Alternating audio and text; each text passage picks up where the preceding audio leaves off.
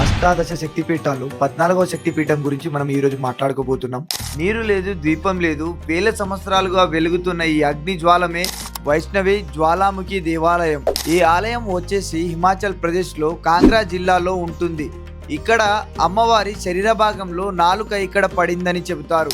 ఈ ఆలయంలో విగ్రహం ఉండదు. భూమి నుంచి వెలువడిన అగ్ని జ్వాలమే అమ్మవారి స్వరూపంగా ఇక్కడ పూజిస్తారు. ఈ ఆలయానికి ప్రత్యేకత వచ్చేసి చాలా మంది మిస్టర్ని కనుక్కోవాలని ఎంతో మంది శాస్త్రవేత్తలు ఈ వెలువడిన అగ్ని జ్వాలము ఎక్కడి నుంచి వస్తుందని చాలా మంది శాస్త్రవేత్తలు ట్రై చేశారు, కానీ ఎవరు కనుక్కోలేకపోయారు. అక్బర్ బాద్షా కూడా ఈ అగ్ని రహస్యాన్ని ఛేదించాలని అనుకున్నారు, కానీ అమ్మవారి శక్తులు అంచెలంచెలుగా పెరగడంతో ఎవ్వరూ ఈ రహస్యాన్ని ఛేదించలేకపోయారు. ఈ అద్భుతమైన శక్తిపీఠాన్ని మనలో ఎవరైనా దర్శించుకుంటే అంతా శుభమే కలుగుతుందని ఇక్కడ భక్తులు నమ్ముతారు. మరి ఇన్ని ఇంట్రెస్టింగ్ టాపిక్ కోసం మా ఛానల్ని సబ్స్క్రైబ్ చేసుకోండి.